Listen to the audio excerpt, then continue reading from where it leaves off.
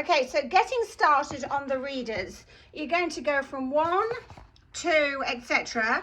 Pre-readers, so pre-reader 1, it's very predictable and repetitive. So when we've got red, so here's the non-mapped, hasn't got the code overlay. That's got the code overlay, which means it's showing which letters are the graphemes and the sound value. So this doesn't, red, capital letter. But when we come to the next one, 2, look, it's going to be exactly the same format. So it builds confidence. So we had red, and then the next page is going to be red ball, red bus. So surprise, surprise. So the children, it builds confidence right from the beginning because they know what's going to happen.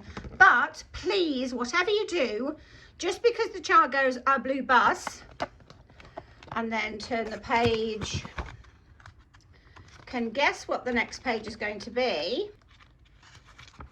So can guess, oh look, there's a house. So that text must be a blue house. Whatever you do in the beginning stages, they must follow the monster sounds to say the word, because otherwise they're going to miss the opportunity to see exactly which letters are graphemes and the sound value, and it's going to stop them being able to spell well. So it's really, really important. So before you start off with these, now here's your code. Okay, so here are, these are phonetic symbols. So these are phonetic symbols that speech therapists and whatever will use.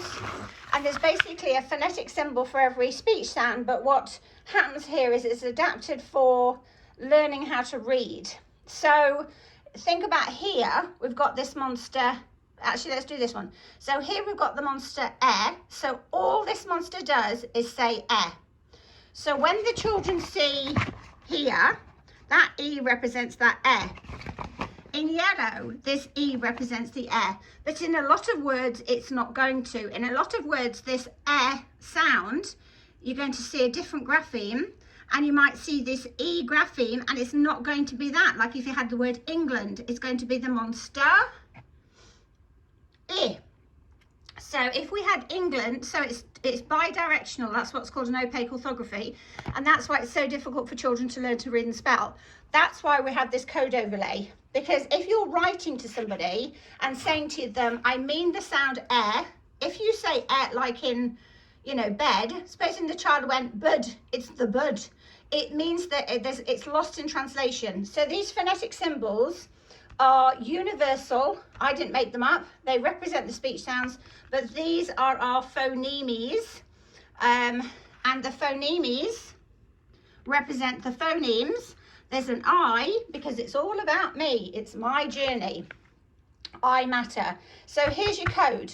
So before they start off, use it through the website or in this Monster Spelling Piano app. They need to watch the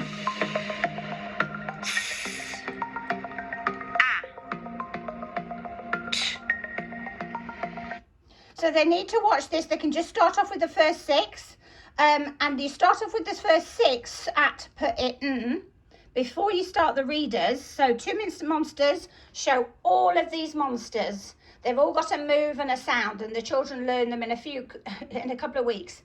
We've got chants. They're going to show the high frequency graphemes that are covered as the sort of kickstart, whatever, number formation, whatever. But what's important before you start is you go to the green code level here, and the children are going to learn how to use this. So we've got it. So now to start off with, don't toggle to the graphemes. As I said, in phonics at the beginning, the children think, oh, this is easy, because they look at that and think, but as you move forward, you know, that S can represent a sh sound. It might represent a z sound, because it's still the same grapheme, but like if it's in was or sugar or press oh, I can't think.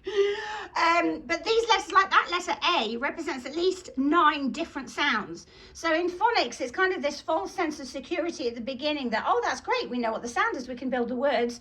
So the reason we do this and this is because as we move through, these letters aren't going to represent those sounds, and sounds are going to be represented by different letters. That's that bi-directional nature of the code. So the important thing here is just toggle it to the monsters, because they're going to see the graphemes anyway. Look. It. So we need to find the monsters. So learning the monsters and using the monsters is more important at the beginning than the graphemes. And that's because it's going to help them to be able to navigate this, to use the overlay. But also because it's going to really show us the children who've got decent phonemic awareness, which means they can hear the sounds, blend them, whatever else. The children who can hear the sounds, blend them, do this stuff easily are the children we're not going to worry about. So by removing the graphemes and just having with these monsters to start off with, the speech sound monsters, the phonemes family, it means that you can see, because the child goes It. Now at the beginning they're going to be, and they might play them until they find it because they can't remember which was the s. They'll learn them pretty quickly. It. And then which one is it? It. Sit. It. So they're showing Sit. the graphemes anyway, Sit. and in regular text. So it's the other way around to normal phonics, where phonics goes this. Now we've got to think, what do those squiggles represent? How are they split up, especially if 2 letters represent a sound and all the rest of it, a grapheme. But we're doing it the other way around. So we're going speech to print instead of print to speech. So in England, they go print to speech, which causes a lot of problems for at least 1 in 4. So here we've got tip. It. Now, before they've even done that, if you said to them, what do you think the sounds are going to be here? Very quickly after playing this for not very long, the child who has good phonemic awareness is going to go tip. Oh, I think it's tip. And please do duck cans. So the child who can hear the sounds and go tip is the child we're not going to worry about and who can start these really, really quickly. The child who is going to struggle, we need to give them a little bit more time because they haven't got the ability to hear those sounds.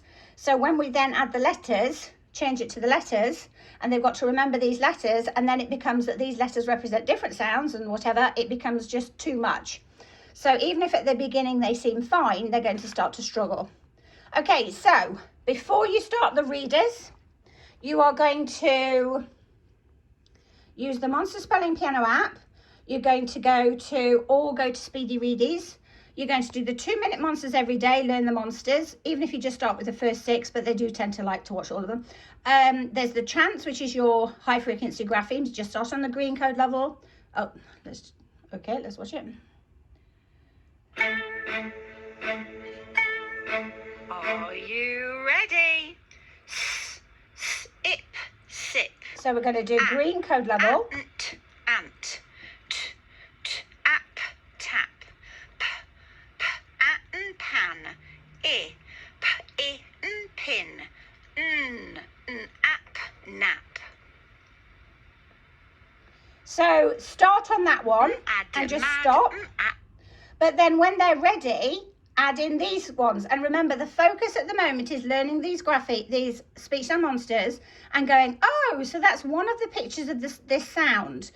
But it's rather than saying what sound does that make, because at the moment, if it's next to this monster, and in this word, yes, it does represent and it's actually going to. But let's think about here. So this is a concept, isn't it, here? So here this G, that's the letter name, represents G, as in giggle, but it also represents J as in gentle. But by looking at the monster sound first, then looking at it, the brain goes, oh, okay, so it's a different sound, same grapheme. Whereas when you do it like that and you've got to try and remember it and you haven't got a visual, it becomes really hard. So we're going to start off with, at the beginning, playing the green code level. So 2-minute monsters, you might just go up to the at per itten. Chants, you might just go up to at per itten. So just go up to there. When they're really confident with that or feeling happy with that, start on the purple code level. So that's when you're going to go these. As soon as they've got to here, to the yellow code level, So they're also on the phonics. So they've been practicing here. And it doesn't matter if they're just doing the toggles with these because they're going to see the words anyway. So so even if they're just doing it with these, so we've got it's all right, Kimmy, it's just the postman. Giggle. Giggle. Giggle. So it doesn't matter that we're not doing the grapheme because they'll see it anyway. So as long as they're happy on the purple code level with the toggled monsters up to here, start on red. So you're going to go red 1, 2, which is blue, 3. So again, yellow when we start on that. It's going to be the same format. Yellow, yellow, etc., etc. But so what they're doing is they're following the monster sounds to say the word. Yellow, yellow, yellow, yellow, yellow. What was this? Yellow, yellow. So the brain goes, okay, sounds, speech to print. There, that shows which are the graphemes. Now tell me without that, what was it? Yellow, yellow. So the brain goes, oh, that's what it looks like without the code overlay. My goodness, without the sound pick showing and without the speech sound monster showing. Gosh, how difficult is that if you just have to start there? So that's what we're going to do. Really, really simple. So even if you just have the Monster Spelling Piano app, just have these books, which are online on Speedie Readies. The handbook is coming out soon where you can print these off yourself and you know, staple them. So you've got all 36. Just work through. And what you find is the child starts to straight away go, oh, a red bus. Brilliant. Yes, it is. Because look, and there's a red bus there and you've whatever. A red bus. Now let's check. Use your duck hands. Follow the monster sounds. Say the word ed, red, bus.